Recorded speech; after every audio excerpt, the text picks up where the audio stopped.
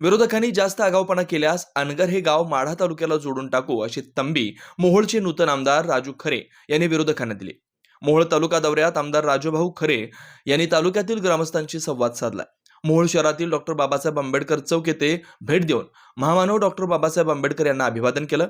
यावेळी समाजातील नागरिकांनी आमदार राजू खरे यांचा सत्कार केला.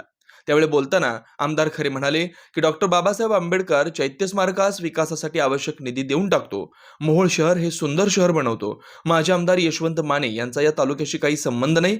मी शिवसैनिकाबरोबर भीमसैनिकही आहे. मोहोळ तालुक्यामध्ये दलित वस्तीच्या विकासासाठी निधी कमी पडू देणार नाही. तसेच यावेळी त्यांनी इंदापूरचे पार्सल इंदापूरला पाठवल्याबद्दल मतदारांचे आभार मानले. मुलींसाठी मोहोळ तालुक्यात मोठं विद्यालय सुरू करू. अनगर येथील दुय्यम निबंधक कार्यालय व अप्पर तहसील कार्यालय लवकरच रद्द करणार असंही खरे म्हणाले. शिवसेना उद्धव बाळासाहेब ठाकरे गटाचे माजी तालुका प्रमुख काकासाहेब देशमुख यांच्या ऑफिसलाही भेट दिली आहे.